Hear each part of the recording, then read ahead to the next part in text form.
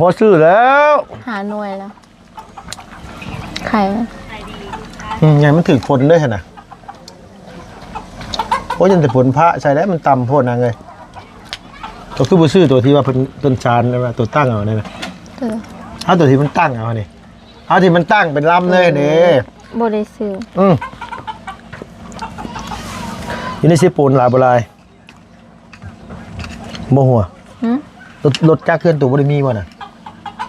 เวลาตัวสิไปใช้ตัวเฮ็ดได้ยังยืมรถลุงยืมรถลุงคือไปหาน้ำไม้เมื่อเช้านี่ก็ยืมรถลุงมาแม่มากินข้าวมา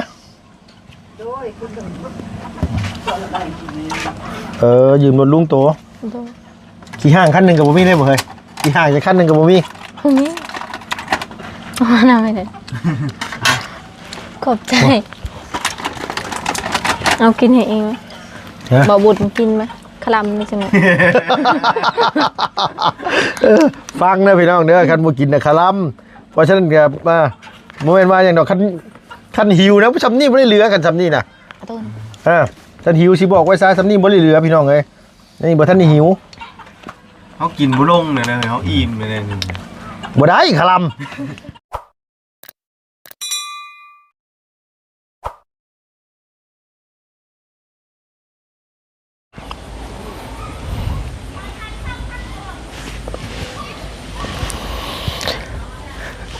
กับสบายดี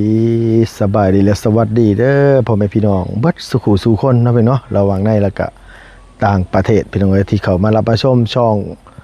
ของลุงเฮิมชาแนลคือเก่าคือเดิมเนาะพี่เนาะเปิดคลิปมาพบพ่อกันมื้อนี้ก็อยู่บ้านแก่งทองเมืองเซโปนแขวงสนเขตเนาะพี่เนาะ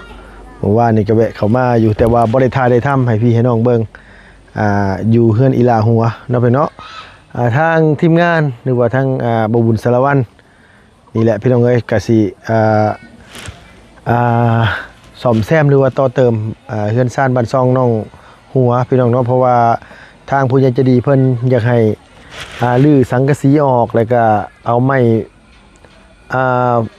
ผ่าเชื้อราใส่เฮ็ดประตูหน้าต่างเฮ็ดประตู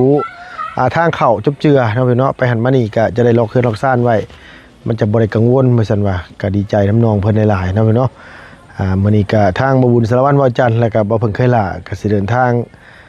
ลงไปบ้านก่อนว่าลุงกับบ่บุญมันปลากับพุ่นแหละพี่น้องเอ้ยประมาณวันที่17 18พุ่นแหละว่าสิได้เดินทางลงเมื่อตอนใดเนาะ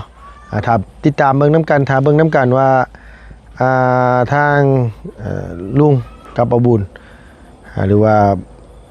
บ่าวไล่เนี่ยอาจารย์ล่าบ่าวเสี่ยงเนาะพี่เนาะสิเดินทางลงไปมื้อใดน่าจะอยู่อีกสักมื้อ2มื้อพุ่นแหละสิได้ลงเมื่อเพิ่นมาแต่สวนผู้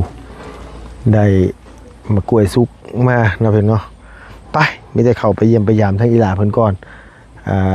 เพิ่นเอิ้นถามอยู่เมื่อกี้สิเมื่อบ้านบ่ลุงบ่ซั่นว่าบ่ได้เมื่อเด้อล่ะเด้อเนาะ2-3 มื้อโอ้ยเป็นกระเพาะขึ้นพี่น้องไงบ่ค่อยสบายไปได้หาแต่ลูกแต่ถือขิ้งไข่นี่สบายใจแน่พี่น้องไงมื้อนี้ตื่นมาแล้วก็แดดออกแต่เช้าๆพวกบ่มืดฟ้ามืดฝนคือเมื่อวานโอ้ยเมื่อวานมาเฮือนอีหลาหัวมาเพื่อนน้องไส้ฝนตกเมื่อวานนี่ฝนจนได้ปั่นกันแท้ไว้น้องหัวเนาะยันน้ำไหลเขาเพื่อนจะได้ปั่นกันแท้ไว้วะเนาะโดยสบายดีโอ้คือผู้งามเธอมาดิยิ้มหวานเปื่อยๆอยู่โดยเขาว่าเพิ่งมาจันเมื่อนี้เป็นมานั่งบอกเอาของฝากมาให้มีหลายอย่างหลายอะไรนี่นะฮะหลายอันหลายแนวได้โมเมนต์อย่างนี้ฮะพอดีเพิ่นฝากมาให้ก็เลยส่งบุญต่อเด้กินแล้วเขากินแล้วได้ยังกินชิ้นควายกินชิ้นควายเอามาที่สายกระเจ้าหาแล้วน้องกระซื้ออ๋อกระเจ้าขาควายลุงเพิ่มกินเขาหรอกินแล้วกับมานี่อย่าเฝ้าเอ้ยเห็นว่าก็ดีกินแล้วกับมาเลยนางเลี้ยวเลยว่าหูดเขาหูดน้ำยังเขาน้ำท่วมมันหูดยังทรงอยู่แล้วมันฉันได้แก่ แล้วแต่ว่าอันเขานำทมหันมื้อนี้แม่พักโพนสีเขาฝากมาให้พอ อ๋อคืออันว่าสีขาวฝากไปให้อันฝากไปให้ทพอแล้วได้ยังไงไปฝากแล้ว เอาหน่อไม้ฝากให้พอแล้วก็ข้าว น้ำไม้กับข้าวแล้วมื้อใดคิดว่าสิลงไปเยี่ยมแล้วด้วยตัวเอง อาทิตย์หน้า อาทิตย์หน้า โดน สอมเพื่อนแล้วก่อนบ่ชวนได้เลย ก็ยังบ่ฮู้ถ้าน้องมาแต่เวียงก่อน โอ้ น้องว่าสิไปหาพ่อพร้อมกัน น้องอีหลาสิลงมาแต่เวียง โดย แต่สิไปหาพ่อพร้อมกันเลย โดย โอ้โดยแล้วคันไปคือไปเบิดสุคนเลยเนาะ โดย เจ้ามีพี่น้องกี่คนก็ มี3คนแล้วก็แม่4คนเอื้อยอยู่บ้านเคียงหลวงนะ อ๋อ แต่เอื้อยบ่ได้ไป ง่ายคือมีเอื้อยโตแล้วก็มีโตนี้แล้วก็น้องสาวแล้วก็น้องผู้น้อยนั่น โดย ทั้งหมดทั้งมวล4คนเนาะแต่ว่าสิไปนํกันคืออยู่ในเฮือนอย่างเดียว โดย โอ้โดยรอน้องมาแต่เวียงก่อนเมื่อไหร่น้องตัวกลับมาซะ วันที่24 วันที่24 เพราะว่าวันที่23เงินเดือนเขาจะออก อ๋อ23เงินเดือนออก โดย 24ก็คือมาบ้านเลย โดย โดยเพิ่นไปเฮ็ดเวียงเหมือนเพิ่นไปเฮ็ดงานอยู่เวียงนี่จักเดือนแล้วล่ะ 5 เดือนแล้ว ได้5เดือน ไปพร้อมกันกับเจ้าบ่ โดยไปพร้อมกัน แล้วมาเยี่ยมพ่อได้ก็สิกลับไปใหม่อีกหรือว่าไง ก็ยังบ่ฮู้ ยังบ่รู้คือกันว่าสิไปหรือบ่ได้ไป โดยถ้าสิไปก็วิทย์เดือนหนึงพุ่นแหละแล้วแล้วเขาเปิดประตูเล่าหันจึงไปไหมเพราะว่า อ๋อ เดือนหนึ่ง มันต้องมีบุญเปิดประตูเล่าอีกบ่ โดยมีเดือนหนึงนี่เขาเจ้า อ๋อ เขาเจ้ากินหมดบ้านเลย กินบ้านๆเลย โดย อย่าลืมเซิร์นเด้อ เชิญนี่แล้ว เออ พอดีได้เงิน อย่า ไหม ลืมเซิร์นเด้อหมายความว่ามื้อนี้น่ะหาของไปฝากสัพอแล้ว โดย โอ้ได้ข้าวสารแล้วก็หน่อไม้ โดย อืม ไปให้ทีมงานเนี่ยให้พ่อเนี่ยเพราะว่าทางเบาจันเราสิไปหาพ่อแล้วก็เลยฝากไว้ให้พ่อ โดย โอยไว เป็นยังไงอีแม่ว่ายังไง ให้แตงผักเขา โอ้ยบ่ต้องแม่มื้อนี้อย่าเฝ้าก่อนเฮากินมากินนี้โอ้ชิ้นเขากินกินนี่กินทอดไข่เจียวมาบ่แห้งนะเมื่อกี้นี่โอ้ยขลัมอีกแล้วเอาแนวนี่มาเว้าอีกก็ไปบ่เป็นแล้วขลัมอีกแล้วบ่บุญเอ้ยมาเลยขลัมเด้อโอ้ยแม่มากินข้าวน้ำข้าวดีกว่าแม่ไป กินแล้ว มาได้หันหน้าเวลาลูกชวนมาบ่กินน้ำจักเที่ย เอ้าแม่ก็กินแล้วแม่ เอ้ยเอาพี่น้องกับอีแม่แล้วเอาสบายดีเด้อแม่เด้อได้ผักยังไปให้แต่พ่อน่ะ โดยผักอนามัยกับเขา ผักน้ำไม้กับข้าว โดย โอ้คิดว่าอาทิตย์หน้าจะลงไปเยี่ยมแล้วเนาะ โดยพาลูกสาวมาไปเรียน โดยเอายินดีน้ำหลายจักปีแล้วแม่บ่ได้ไปเยี่ยมแต่พ่อ โอ้ยเฮิงเลยโอ้ยหลายปีแล้ว เพิ่นตัดสินยัง จับบูเลยดูเลย คันมาเพิ่นตัดสินเพิ่นต้องส่งมาแก้งคันนี่เนาะแม่เนาะแต่เก่าเนาะ โดย เดี๋ยวเฮาขออนุญาตถามตอนที่เพิ่นมาจับเราน่ะเพิ่นพ่อจักอันแม่ 7 เม็ด พ่อ7 เม็ด โดย ติดดนแต่คือ7 เม็ดหนึงกะ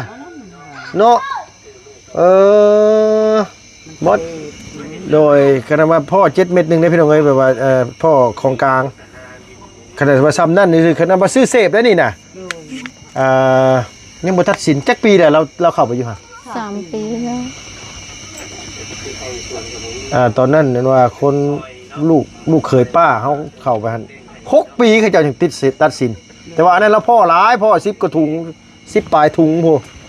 แต่นี่ยังว่าพ่อชำนี่นึงเพิ่นแต่ว่าคือเว้าแล้วมันตามขั้นตอนของกระเจ้าคันว่าคันแรกที่พูดเนี่ยเพิ่นส่งมาพี่ใครแน่เนาะแม่มันใกล้แน่เนาะนี่มันไกลโพดพี่น้องเอ้ยแบบว่าเพื่อสิได้ลงไปเยี่ยมเพื่อมีโอกาสคนอยู่ทั้งบ้านนี่กับ ป่วยอดเน่า มีหลายอยู่แล้วว่าหมู่พวกเราอยู่หั่นกัน เสียงหัวใช่ใช่ มีแล้วแต่ว่าเขาวิทย์แล้วเขาออกแล้ว เออพอ โดยเอาเดี๋ยวแล้วก็วิทย์แหละบ่ได้โดนบ่ได้ดอกอัน7-8อันนึงดอกพี่น้องเอ้ยมาเด้อพิธีเด้อ ฮิตแม่ด้วย ฮีดแม่ได้มาไม่ล่ะกินข้าวน้ำกันพิษฮีดได้นาง แม่ก็ที่ให้ได้ด้วย โดยคันย่อพระเข่ามานี่ตะกี้น่ะบ่ได้ฮู้จักได้พี่น้องเอ้ยคันย่อพระเข่ามาบ่กินก็บ่เป็นหยังแต่บัดทีนี้ไปเฮือนเซาสั่น ไอ้นั่นน่ะแล้ว เฮือนชาวสันอยู่บ้านบางคูนชาวสันบ้านบางคูนเลยเราบอกว่าบ่ได้เราว่าย่อมาสินี่ต้องกินอยากบ่อยากก็ต้องกินอ่า นั่งเท่านี่แล้วเท่าอย่างพุ่นน่ะ แค่ว่างามบ่เหมือนงามบ่เราฝากของไปให้พอแล้วน่ารักบ่ได้ยิ้มแย้มแจ่มใสมื้ออื่นนี่บ่ต้องห่วงหน้าแลปี้ๆมื้อนี่พูดเข้าเด้ไปพูดเข้าว่าน้ำมื้อน่ะ ยังบ่ฮู้ คันพูดเข้าโทรบอกเลยนะ โดย สิไปพูดซอยนะโอ้เห็นว่าแบบนี้ก็พูดซอยเป็นเด้ออย่าหยอกเด้อโตอ่ะ กินไหม กินก่อนกินนี่ เดี๋ยวจักน้อย กินได้ก็มา จังหวะเมย์เราเห็ดกับข้าวแซ่บเลยเอา นั่งเบิ่งก่อนเอากัน นั่งมึงก่อนดิ นั่งเบิ่งแน่นอนบ่อยาก เอออาทิตย์หน้าวันที่24น้องเรามาเลยเราสิลงไปเยี่ยมพ่อแล้วเราว่ะบ่หัวถามจากใจได้ตัวกับน้องตัวไผน่ารักกว่ากัน นอน ฮะ นอน โอ้แต่ตัวยังปานนี่คันน้องตัวน่ารักก็ตัวมันสิบ่ปานนั่นผุนบ่เนาะบ่บุญเนาะ มาเด้อ เอาน้ำมาเลยกินน้ำก่อนถ้าเบิ่งตัวจริงพี่น้องเอ้ยจังใดกันหนีกล้องบ่รอดหรอกถ้าชิบุนไปอยู่กับเจได้เขาก็ตามอยู่แล้วล่ะ หากันมาแต่เบียกกันงามมันมาอยู่ลำเขาโดน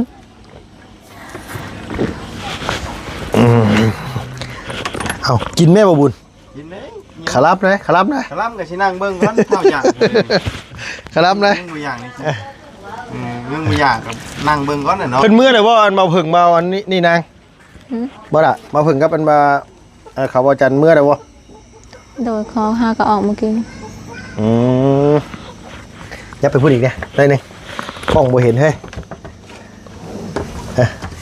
ตูดไม่พรเอาไหมนางกินไหมล่ะช่วงหลังๆมานี่ขึ้นมาทางนี้คือมีแต่คนซื้อพรได้ปะ กินหอดเสา ซื้อพรมาตัวน่ะพรน่ะอยู่พุ่นเนาะห่านอันนี้ซื้อโอ้ยลืมซื้อบุษบาของบ่จัน บุษบาบัน บุษบาบานบ่จันดอกมักเอิ้น บุษบาตากลมใบผมสั้น เอาทิพข้าวมาได้บุญ เอา น้องก็หาก็กิน กินก่อน นำมา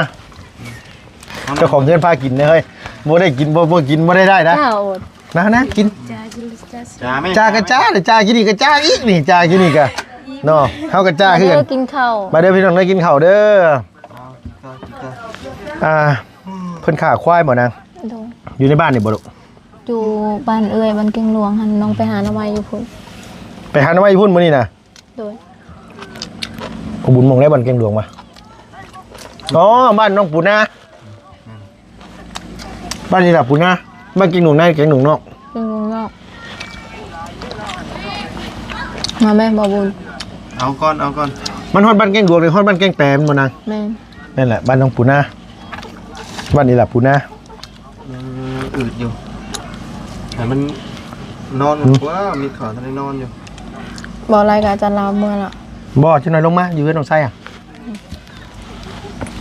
พอสิเมื่อ มื้อนี้น่ะเจ้าไปหาหน่อไม้บ้านเก่งหลวงพู่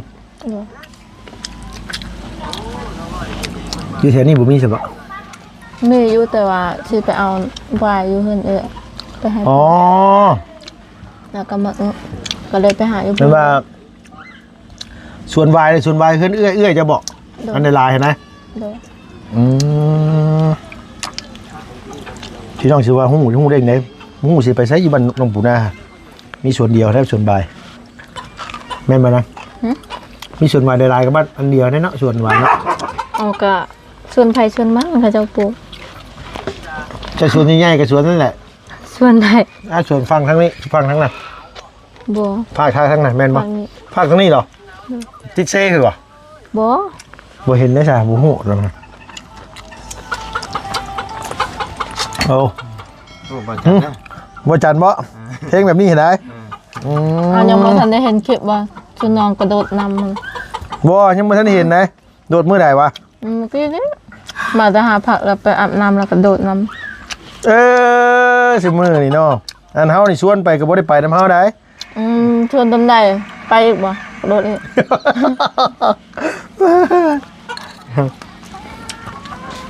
เ มาจะหาผักแล้วก็เลยไปอาบน้ำ งานพักยังนาง ไปตักน้ำแล้ว บ่ล่ะ ผักกูด ได้ปะ ก็ได้ ได้อยู่ปะ น้ำท่วมเป็น บ่ เดือน ลาย เดียว ปะมือยังไม่แน่ว่าสิที่หูดข่าวบอกว่าดิ น้ำหู อืม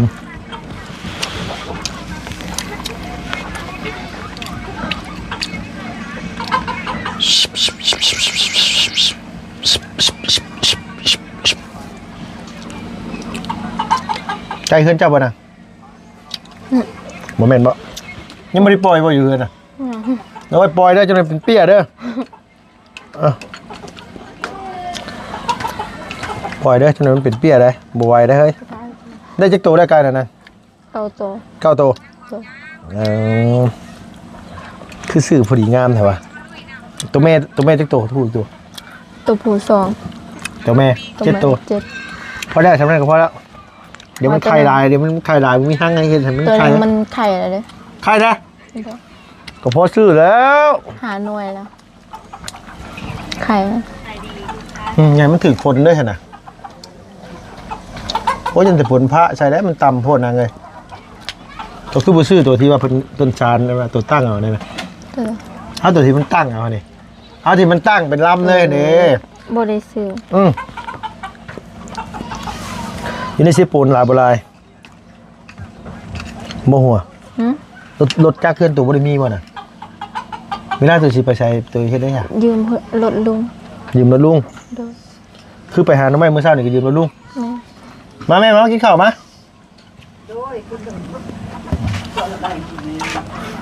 ยืมรถลุงตัว โดย ขี่ห้างคันหนึ่งกับบ่มีได้บ่เฮ้ยขี่ห้างจะคันหนึ่งกับบ่มี พรุ่งนี้มาหน่อยเลยขอบใจ เอากินให้เองไหม ฮะ บ่บุญกินไหมคลำนี่ใช่ไหม ฟังนะพี่น้องเด้อคันบ่กินน่ะคาลัมเพราะฉะนั้นก็มาบ่แม่นว่าหยังดอกคันหิวนะซำนี้บ่ได้เหลือกันซำนี้น่ะ ต้น ท่านหิวสิบอกไว้ซะซำนี้บ่ได้เหลือพี่น้องเอ้ยนี่บ่ทันได้หิว เขากินบุลงเลยนะเขาอิ่มไปเลยนี่ บ่ได้คาลัมโอ้ มื้อนี้ยอมพิษคลำแล้วใช่ไหม บ่ได้คาลัมยังว่าอยู่โอ้ตายยันบ่อยากให้คาลัมน่ะจังให้กินน่ะ กินน้ำมันชิมได้ป่ะ บ่ได้ จำคำหนึงก็ได้ กินได้ชิ้นก็ได้ที่ ได้กินชิ้นกับข้าวยังกับคำ มันสิบุลง คาลัมเลย กินบ่ มา ยังใครอยู่ให้ถึกทางให้นี่อยู่คันให้ค่อยว่าประชดให้ค่อยว่าประชด ไว้นี่เดี๋ยวชิบอกเบิ่งมากินก่อนเป็นสิคลำนี่คำเดียวเด้อ บ่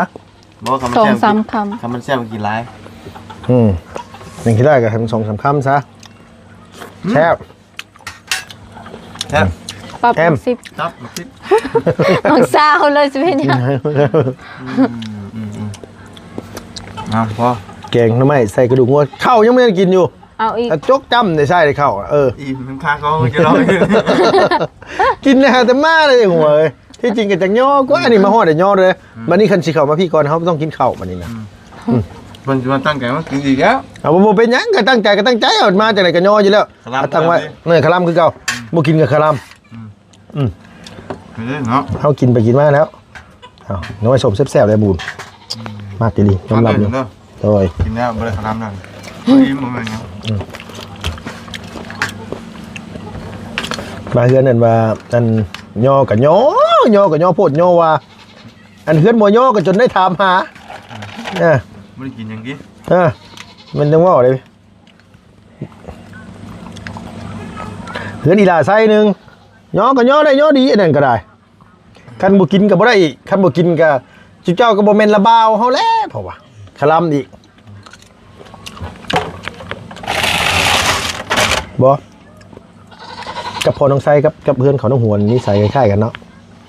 พอบุญคงคือกันเลยพี่น้องเอ้ยบางคงก็เลยว่าเขาต้องดาว ใหญ่ใส่จักความบ่จักหมอนบอลบ่จักความบ่จักความ เอาอีหลีบ่แท้อีหลีเลยนางมองบ่จักความกับบ่จักอีโดเลยนางไงน้ำขวดนึงเขาก็จะมาให้เขากิน เบิ้ลหันเขาก็มาเอาละเขาไปหาเขานี่เขาชอบเบียกว่าน้ำไหน ขอกินครับ คือเรื่องจริงเนาะไอ้บอลนี่นี่是เรื่องจริงเขาเรื่องจริงพี่น้องเนาะรับได้ก็รับรับไม่ได้ก็บ่รับคันดีแบบนี้ว่าอีกพี่น้องนะ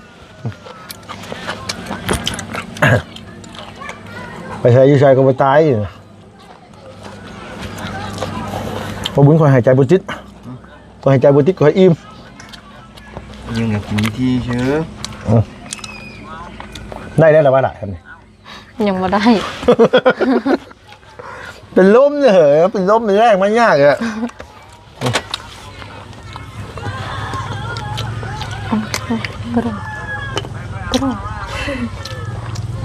โอ้ต่างกว่ามันนะปวดหัวก่อน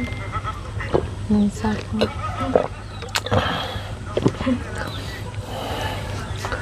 มันกระทะมันหยาบเนาะ อิ่มย่านนั้นมาย่านมันอันไปแต่มันบ่มาเฉพาะคือยังบ่ปล่อยมันไก่ฮะมันบ่ว่า ยัน มันสิ ยันมันยังบ่ทันลืมแล้วก็ยันติดผักเนาะ เงินติดภาคยามนี้มีภาคอยู่วันนางบ่มีนะยามนี้นะ นี่อยู่อันนั้นใกล้ๆน้ำสีหันไก่ก็เจ้าตาย อันนี้ เวลาตัวเกลือเข้านะตัวเอาอย่างว่าอันตัวรู้จักเค้กฮอบ่เอามันคมๆไปไหมเฮ้ยบ้านตัวเอิ้นหยังเครือคมๆไหมนางบ้านตัวเอิ้นหยังเครือกระฮอไหมเอาเครือเป็นตุ่มมันได้อันคมๆมัน ตอนนั้นอ่ะ วันตัก ตะเก้าปลายเลย มันแบบปลายบา อันคมๆมานะที่ว่าเวลาเพิ่นเอาลูกออกนุ่มเพิ่นมาทาแม่นบ่นั่นแหละตัวนั้นน่ะอีหลาก็มาตำเลยก็เอาใส่น้ำเขาให้มันกิน บอก แน่นเอาเฮาใส่น้ำเลยตำอะไรเฮาเอาให้มันกินเฮาก็ไว้ในคอกเฮามัดไว้จุ๊บเจือสินะ วันตัก วันจอก มันมีแล้วก็อันใบหญ้าคิวใบหญ้าคิวใบหญ้าคิวแบบนั้นมันอะไรอันนั้นก็เวลาตัวก็มาตำแล้วก็ผสมกับห้ำแล้วก็เฮาก็ไปเกลือมันมันก็สิมันถ่ายพยาธิมันแน่ขานี่น้ำแน่ใบอันโตที่นุ่งว่าวน่ะไอ้ตัวนั้นน่ะตำใส่น้ำแล้วเฮาก็เอาเข้าไว้คอกมันให้มันกินมันก็บ่เป็นห่าบ่ค่อยติดดอกลงห่า ต้องดอกเพะใส่เงินปริยาน่ะ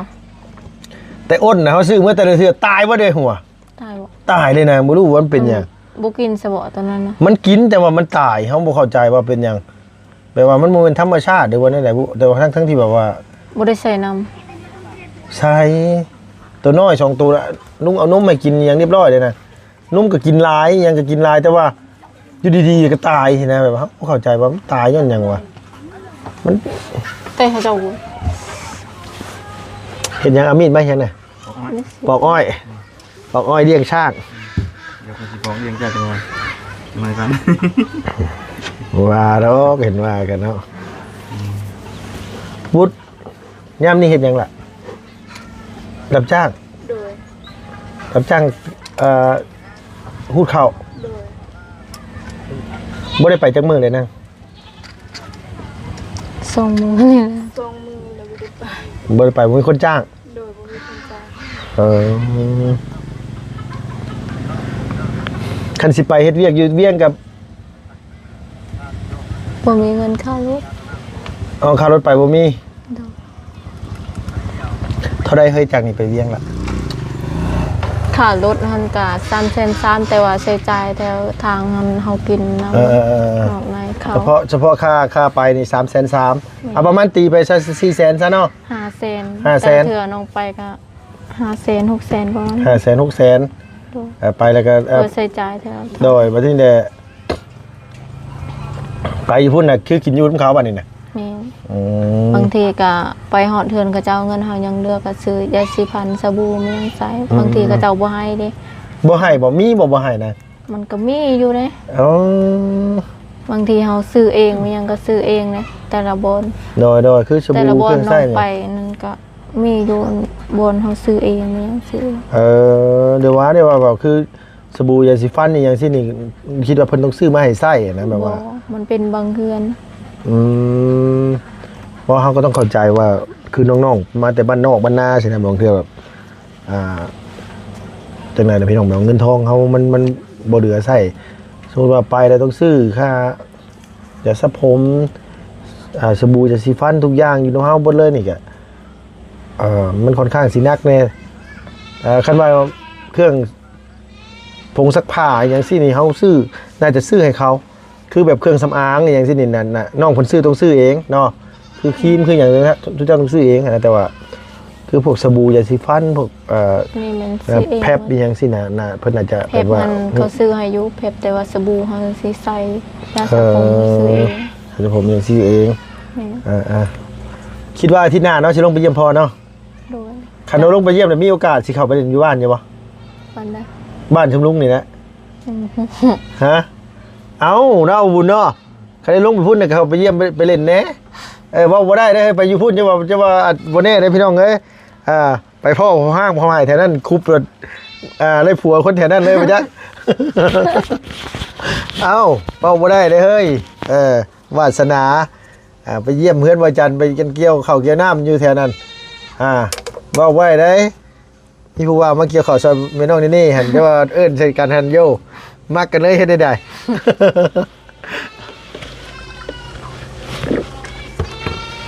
มันบ่ได้ไกลนะก็จะขึ้นมาหันแล้วก็จากเซนูเข้าไปบ้านชุลุงหันกันนะโทรหาบุญที่ให้บุญไปรับไปเกี่ยวข้าวซอยว่าสิ แต่จริงก็ไปเล่นไปซื้อแล้ว จากละคกมาก็ประมาณอยู่20ปลายโลมาฮอดเซนูคันมาฮอดเซนูตัวสิฮู้ให้ดอกเขาเจ้าเลปิ้งไก่ใส่โตหันแต่ซุมื้อนี้เขาเจ้าบ่ได้เลแล้วเนาะเลคือเก่าอยู่บ่วะ โอ้ บ่ค่อยเล่ได้นะซุมื้อนี้นะมันบ่คือตะกี้แล้วตะกี้น่ะเล่อยู่พี่น้องเอ้ยซุมื้อนี้เพิ่นบ่แล้วแต่ไผอยากกินไผอยากลงซื้อคันว่าเฮาเอิ้นเอาเพิ่นก็เอามาให้บ่คือรัก35รัก35เพิ่นยังนี่อยู่เป็นกระเพาะบ่ได้ไปใส่ได้มันบ่มื้อนี้ ตอนแรง โดย พักผ่อน พักผ่อน เมื่อย พักผ่อนในหลายเลยพักผ่อนในไปแต่หาโมงมื้อ โดยจังได๋นี่อาจารย์ลาก็บ่ไล่อีกเข้ามานี่พี่น้องเนาะว่าสิเข้าไปหาน้องน้อยอันว่าอยู่บ้านอะไรอยู่เมื่อวานนี่ทายเพิ่นแล้วก็ ใช่ จักกระซื้อหยังวะหมู่น้องไส้นั่นแหละอยู่บ้านอะไรฮะ เราซื้อหยัง จักละคนเวียดนะ คนเวียด โดยลูกครึ่งเวียดพอเราเป็นเวียดแม่เราเป็นลาวแต่ว่าเราพอกับแม่เราเลิกกันแล้วสิเข้าไปเยี่ยมน้องเพิ่นอยู่เป็นแต่แพงก็ดอกจมูกโด่งๆซะคือแขกเลย